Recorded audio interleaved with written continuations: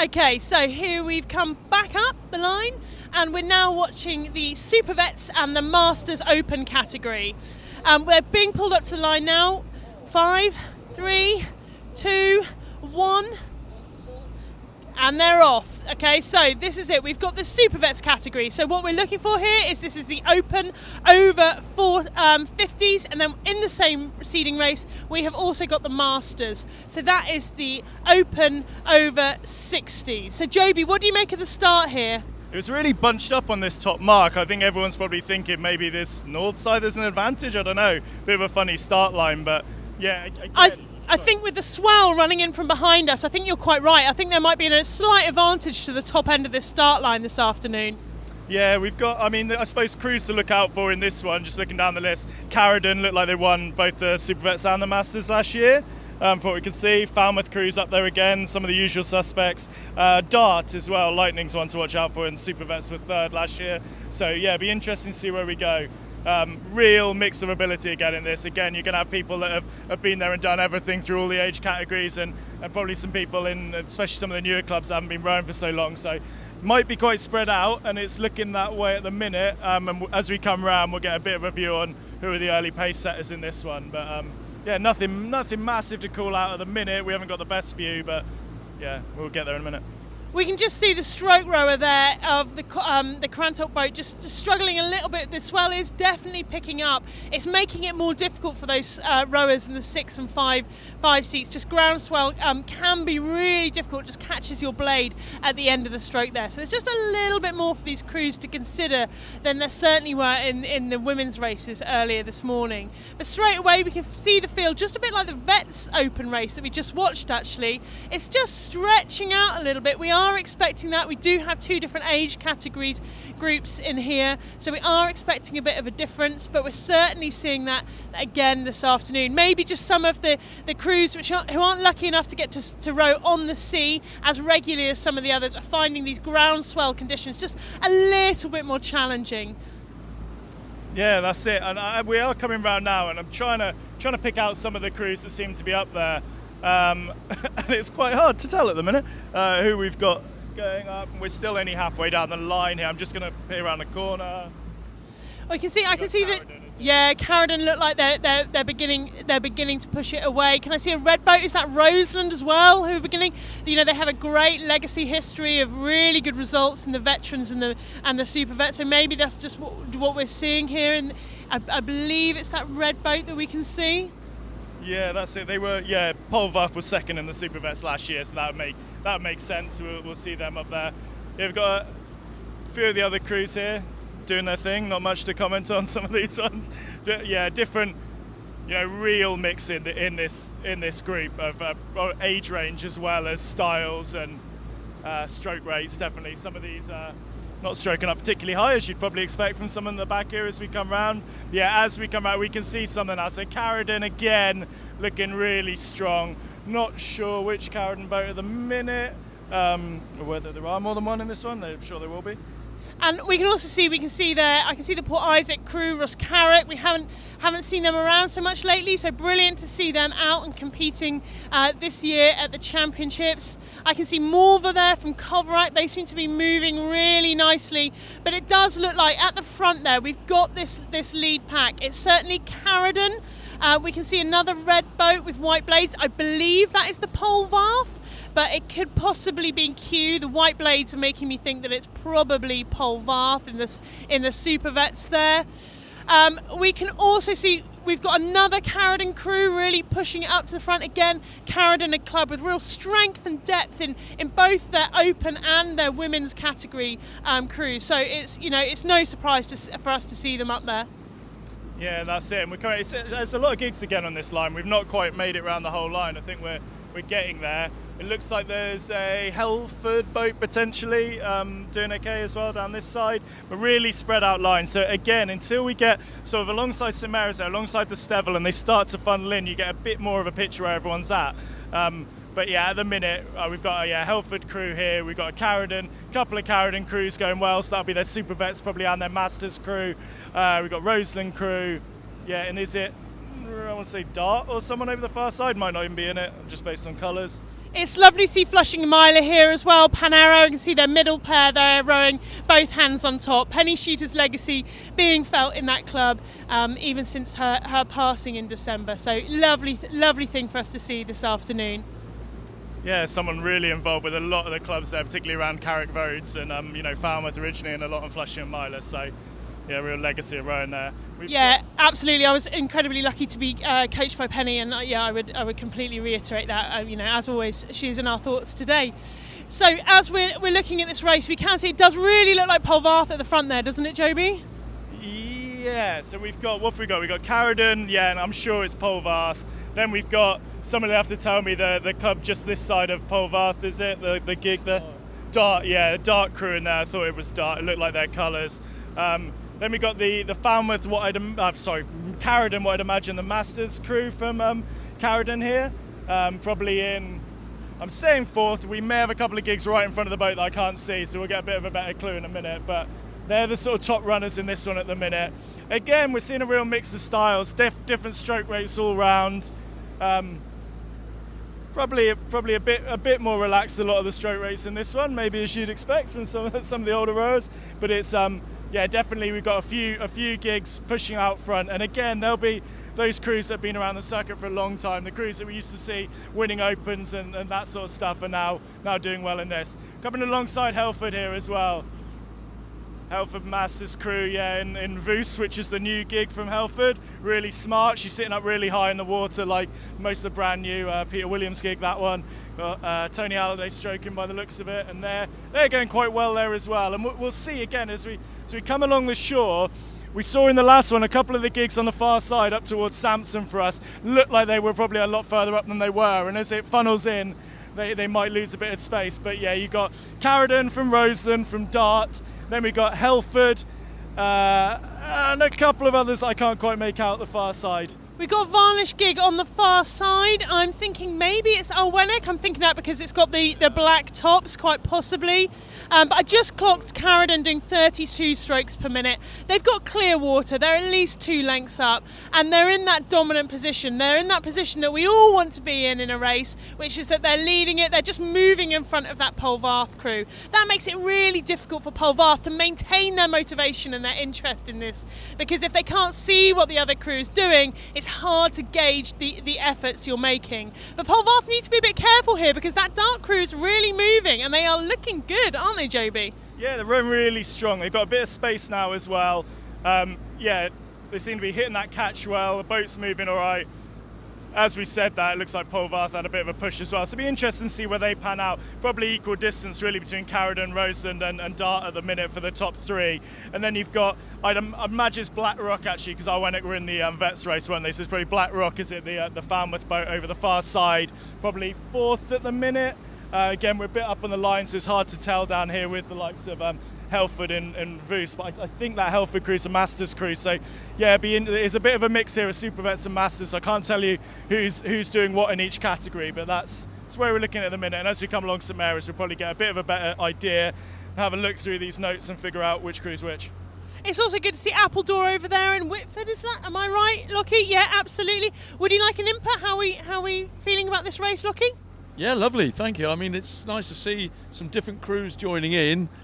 We get the same old crews out in front all the time, but they're all rowing really well and they deserve to be there. But Carradon were being caught by Polvarth and Dart were catching Polvarth, and I think these 3 will probably stay at the front all the way in. We've got a Helford boat over this side, and we don't know what the advantage of the sides is until we funnel. And I can see Whitford over the other side having a bit of a battle with looks like a Brixham boat. I'm not sure, but there's 6 or 7 boats sort of fairly clear from a big bunch afterwards, and it's the first 12, isn't it? So the race is at the back of the race, not at the front. Yeah, you're quite right. I think it's going to be quite interesting as we come in now towards St Mary's, towards the Newman, to see what line we've got here between Dart and Polvarth, because I've got a feeling as we begin to funnel in, I think maybe those boats aren't quite as close as maybe they looked earlier on, but But yeah, we can also see that varnish boat. We believe it's black rock there on the outside. But again, I think the interesting thing, like casting my eye back down this line, it's that crucial 12th position again, isn't it, Joby? Getting yourself into that top heat, which is what many of these crews will have been training and aiming for over this weekend. Oh, it's Governor. Thank you. Sorry, Falmouth have named. Painted their boats. We knew it was a Falmouth boat. Yeah, absolutely, Governor. Okay, so yeah, we got Governor, beautiful varnish boats. They do look stunning. They are though a commentator's worst nightmare, if I'm honest. But it's all right. We've got Lockie on the binos, so we're sorted. So Amazon here, they're really moving along at 32 strokes per minute, and they're keeping up. They're keeping quite short, actually. I think if I was them at this moment, if I was that Cox, I'd be making the call. Just long, just drive. Just relax. You're in a dominant position here. They've got at least 2 to 3 lengths on Polvarth. But Polvarth again, rowing really beautifully here. You can really see that powerful shift back into the back of the boat. They're really getting those straight arm catches, which is what we're looking for. Really sort of using all of those big muscle groups. But I get the feeling now, Joby, don't you, that like maybe these 3 crews, like they're happy in the positions they're in. They're quite happy to row in from this point and just think about the Nut Rock races now. It's sort of the perfect place to be in a St Agnes race, isn't it? You haven't everyone that's competitive, when you've got a gig alongside you, even when you don't need to push, you want to beat that crew. If you're in clear water like this, you can just focus on rowing well, getting it really tight, getting in with your stroke pair and keeping it there. And they're looking really tidy. The front 3 crews here we're closest to, all looking really strong here. Really nice conditions coming along St Mary's. It looks like it's going to be a bit of a procession for those 3. They've got a couple of 3 lengths clear water between each of them, so they're all spread out quite nicely. Got nobody really to worry about behind them, so I think you'll see those 3 going where they are. And trying to just look at the stroke rates, weirdly Carradine look like they might be doing the faster stroke rate of the 3, which isn't the usual for Carradine, but it's they're looking really tidy though. Absolutely, and also like as we're coming alongside now in our boat, and we're alongside this dart boat, and really like from the majority of the crew, you're seeing such powerful rowing. There's really good sort of straight arm catches, that catch and drive that is just so important to generating boat speed. It's just great to see. Got Governor on the outside there actually in 4th. They really look like they're picking up the stroke rate. Maybe that line to Whitford, we're maybe not seeing it from the angle we're at. Is that a closer race than it looks like from this angle? Yeah, it might be there. Falmouth look like they've had a bit of having a bit of a push there. It'd be interesting to see how they get on. Governor, they're moving along here. It'd be nice to see a little bit of racing along the shore here as we get around the Newman. But yeah, Whitford are rowing strong as well, aren't they? So that might be a little bit closer than it looks from the angle we're in as we come around the Newman here. But yeah, the front 3, Carradine are gone, aren't they? Looking good from Roseland, from Dart. Then it looks like Falmouth from Appledore, but Appledore giving it a bit of a push. It'll be interesting to see how that one goes. I think the interesting thing that we've got here is if we look in that Falmouth boat, we've got quite consistent technique, whereas I think Whitford, they're really trying to pick up the stroke rate and they're really throwing their bodies into it, but perhaps they're not getting the boat speed that they would desire from that slightly higher stroke rate. Would you agree? Yeah, that's it. It's interesting. It's hard to tell. I think Falmouth are clear now, aren't they, until we get there? But they're It's also interesting to see. It looks like we've got Lightning in 3rd, to Governor in 4th, to Whitford in 5th, to Florence in 6th. But then look at those crews that we've got back there in that all-important 12. Now, we have to remind you, this is Super Vets and Masters, so we've got the over 50s and the over 60s. Crews aren't necessarily going to know which are Masters crews and which are Super Vets crews. So they're working on it. Lockie is on the data for us. So all Super Vets, aren't they, the first 5 here? No? Hand over to Jay, he's got some more info. Right, we're making matters a bit confusing here. So we've got a mixture of Super Vets and Masters in this race.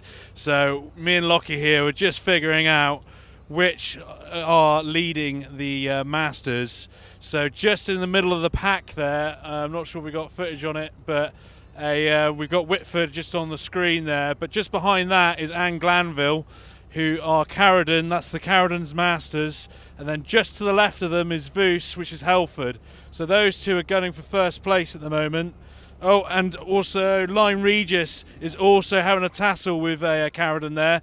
So there's a tight race for the first position for the Masters. So leading the way for the Masters at the moment is Carradine, followed by what looks like Lyme Regis, followed by Helford. But we're coming up to the finish line at the moment, so it's anyone's race. But it looks like Carradine there are half a length ahead of a Lyme Regis, followed by Helford. But real tight race, and see what happens to these guys. Yeah, absolutely. So they're coming in here. We can see this Voos as well, this Helford Masters crew. Do we think Voos is second? Or, yeah, we think Voos is second in the Masters competition. Third, sorry. We think Voos is third, and then is that Blackrock in fourth in the Masters position?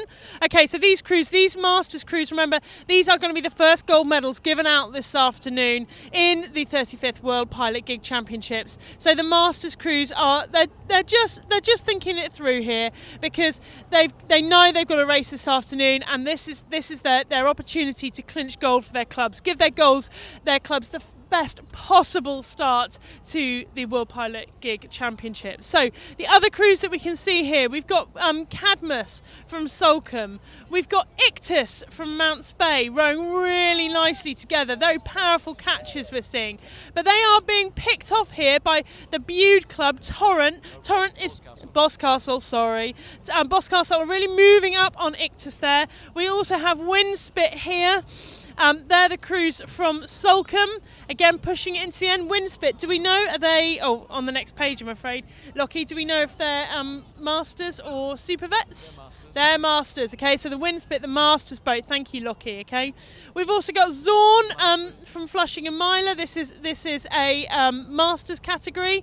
Okay, and the two-rower in Zorn definitely wins the prize for best hairdo that I have seen today. That is exceptional. We've also got Fortitude on the outside. The Slives. Those two, aren't they? That Zorn and Fortitude. That's really close. That's a Masters crew against the Super Vets crew, is it? So yeah, interesting.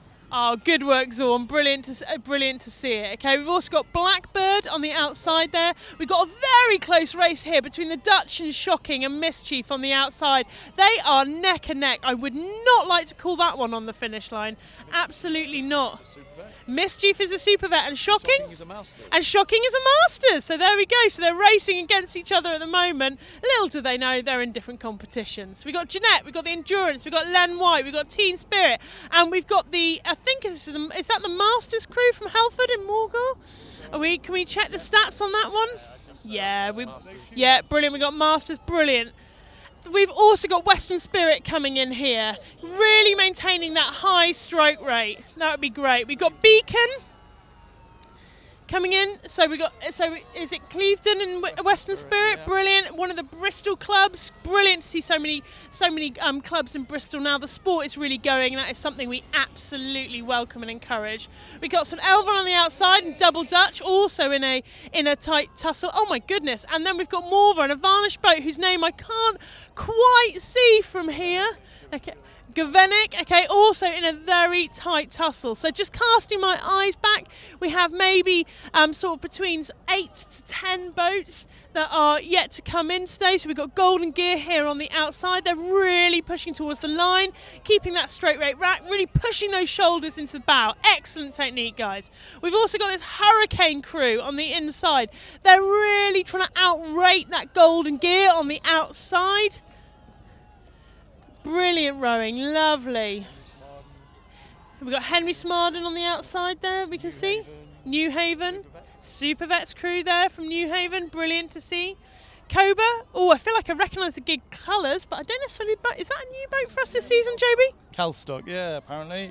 Is it a new one, Lucky? Yeah, it is. Yeah. Looks like it might have been an old Salcombe boat, the same sort of colours. It does, that was what was confusing me there, okay. We've got Rafferty from Ilfracombe. Nipper from Barnstable on the other side. They're in a very close tussle with Panaro here from Flushing and Myler Gig Club. Great technique, real straight arm drive off there. Brilliant to see in the Flushing boat.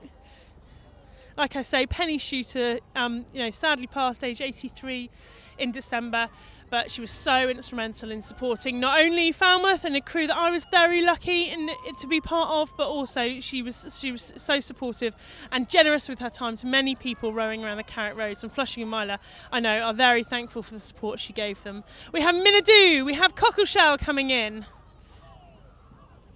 On the outside here we have Gibraltar proudly flying the flag there. We have one of our newer clubs, Crantock, coming in here now, Ganel Maid. Okay, pushing against Ralph Bird on the outside. Is that a Welsh crew there, Joby, I can see? Porthgain, that is, yeah. Yeah, named after Ralph Bird, a man so important to the history of the sport, and his involvement in supporting the sport when it came out was absolutely instrumental. Here we got Phantom and is it Epic Energy? What was going on there, Joby? Well, I wasn't actually looking, but there's some interesting rowing happening there. So. They were clashing some blades there. There's a lot of water out here. I'm not quite sure how you clash blades, but there we go. We got Star of Northey, and I'm afraid Seahorse is cutting us off here from our view from the end of the race, but we've just got a few more crews that are coming in this afternoon, finishing off this first seeding event for the men's masters and the men's super vets. So I can see the Irene crew there. I believe that is one of the Dutch crews, because the Irene, I used to row the Irene. Lewis. Oh, I've got very, very fond memories of rowing this boat. She was quite spectacular, and I'm sure she still is. She was an absolute joy to beat. She's one of those rare boats, Lockie, that high stroke rate she absolutely flew. You had to maintain a high stroke rate. A lot of clubs like that, but some don't. It was interesting listening to Joby just now talking about all the different stroke rates and power ratios. You know, this is a science after all, this sport, and everybody's got their own theories. I got mine. But, you know... Do you want to let us know? No, certainly not, no. Can we disagree agreeably? I think that's the phrase. As a coxswain, you've got to have your eyes open, okay? And as a stroke, you've got to be able to count. What about five rower? I often think five rower is the hardest seat in the boat. Do you agree, Joby? Yeah, I would say that because I spend most of my rowing at 5, but I've moved to the bow now. I just don't do much up there, do you? Just hang in there, yeah. I spent my career in the bow, or the broom cupboard as I like to call it. So we've got Ross Carrick here as well coming in. Brilliant to see Port Isaac coming in. You know, we haven't seen so much of them lately, so it's absolutely fabulous to see Port Isaac out here this afternoon, and they're rowing beautifully across the line. So well done to all involved. That was truly a lovely race. Okay, so we are going to take a break now. Am I right, Ryan?